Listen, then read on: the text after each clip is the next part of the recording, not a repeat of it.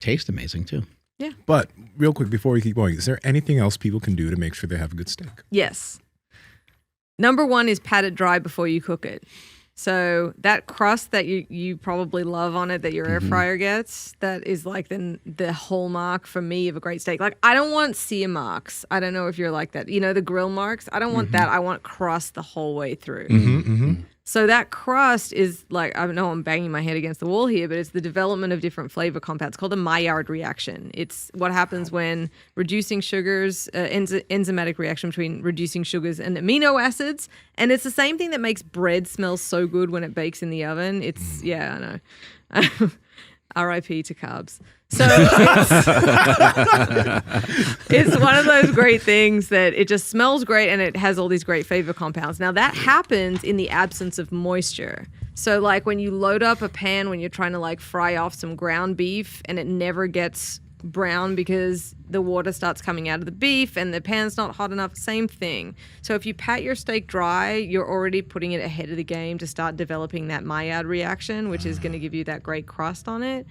And just real quick when it comes to resting, so that's purely personal preference because there's some people who like their steak hot and there's some people who would rather their steak be juicy. And that's the choice you're making. I've recently said, fuck letting my steak rest because dude, there's not enough time. So How about letting it rest for 5 minutes? It's still warm. By the time I'm done cutting my son's steak, like I'm good to go. Like I want that shit hot.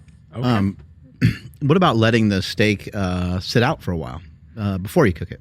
It can help. It's not, so I guess one of the misnomers is that it comes up to room temperature and it doesn't. The core of the steak will never come up to room temperature. And you're also playing a little bit with food safety if you leave it out for too long. How long is too long? 3 hours. Oh, yeah. If you're in an hour zone, you're fine. You can also dry brine it, so you can unwrap your steak and put it on a rack, like just buy like a cooling rack or a baking rack, salt it and put it back in the fridge uncovered, and that'll also help dry out the surface. You'll get a totally different steak that way. The salt will also draw the moisture out, turn it into a brine, and then if you leave it for long enough, it'll go back into the steak. So you'll get a deeper seasoning all the way through. How long should you leave it? You can do it for 24 or 48 hours like that. And what I like to tell folks who do it with Hardcore Carnivore Black is do a little bit of salt to do that and then do the application of the seasoning right before you cook it.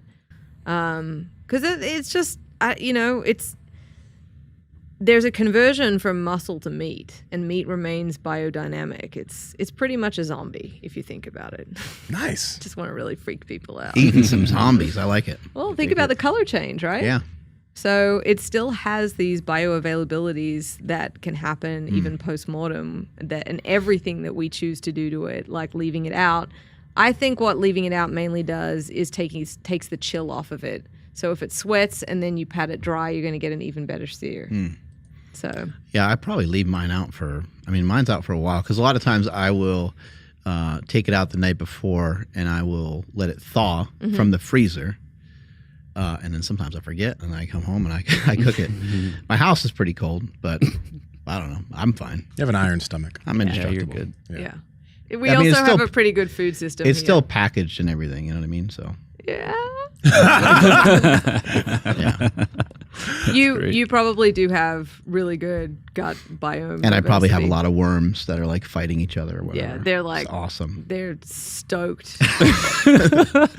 Like be keep in feeding me you. that rotten meat. It's Yeah. great. I know you're enjoying this clip, but listen up. We have this beef company, Piedmontese Beef, that no matter what diet you're doing, whether it's low fat, high fat, carnivore, keto, whatever, they have perfect cuts that are going to fit your diet perfectly. And the cool thing, Andrew, less connective tissue, so you're not going to have those gristly, nasty things that you have to spit out when you eat beef. That's what those are? That's what those are. Oh, and Piedmontese doesn't have that. They don't have that because the cows are jacked, lack of connective tissue, buttery when you cut into it. Amazing taste. So, Andrew, how can they get some Piedmontese? Yes, sir. It's over at Piedmontese.com. That's Piedmontese.com. At checkout, enter promo code POWER for 25% off your order. And if your order is $150 or more, you get free 2-day shipping. Again, that's at Piedmontese.com, promo code POWER. Let's go ahead and get back to this podcast. You know what? Actually, let's kind of go down this path a little bit because there's a lot of bros that listen to this podcast and we probably do some bad shit. So what do we need to be?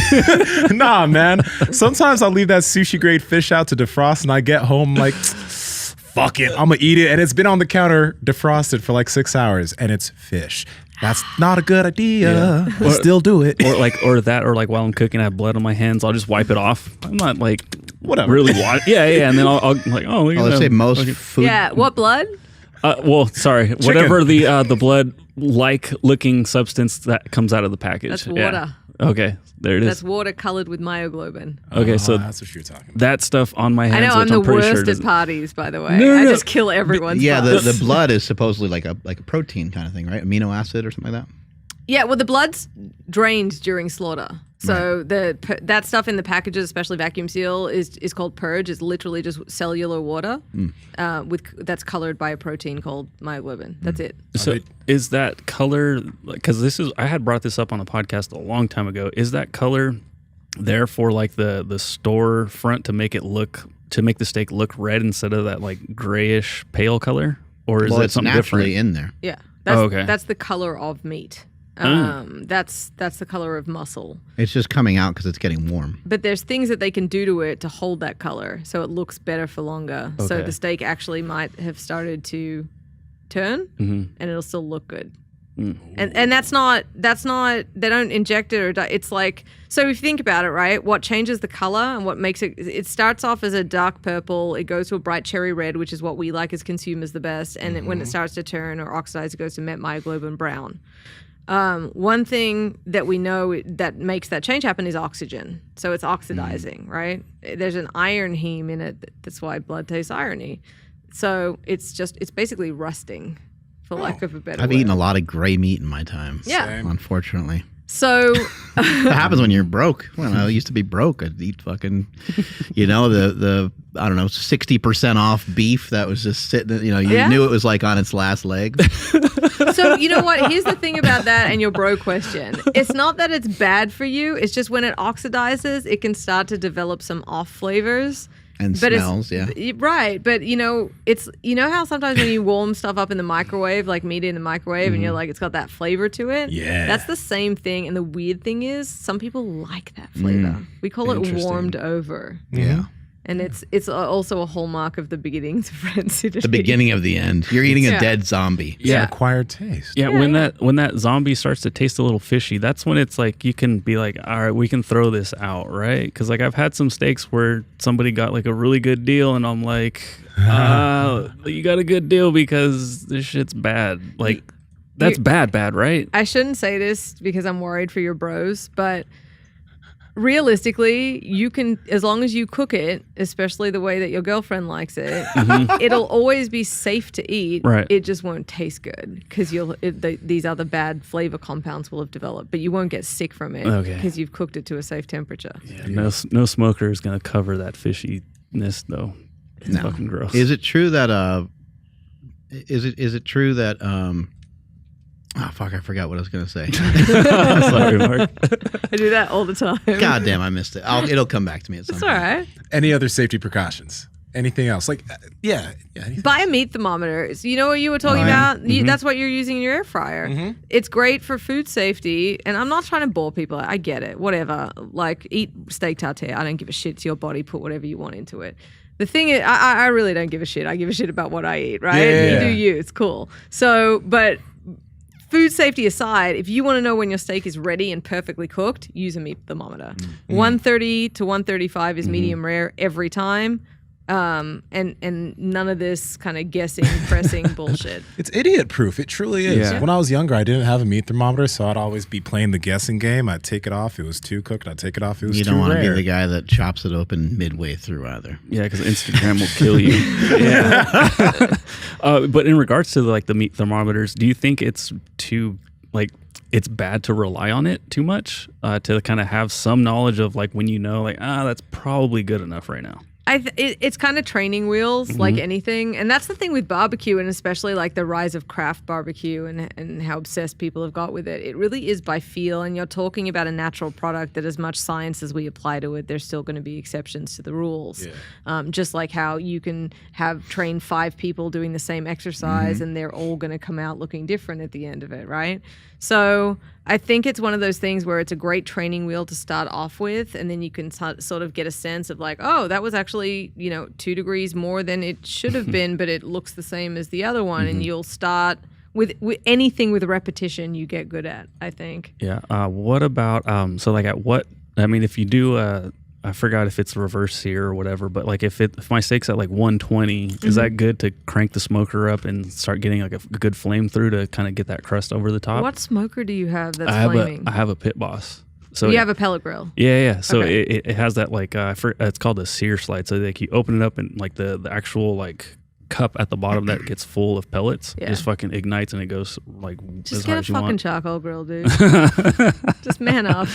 So, but that's the thing though. So along with that, that's why I'm like, if I pull out my Meat Pro with like, where I was like some other like hardcore dudes are fucking grilling, Yeah. like, are they gonna make fun of me just like No, for having a fucking pellet smoker? No one's gonna make fun of you for using a meat thermometer. I still use them. She lies. I know. She lies.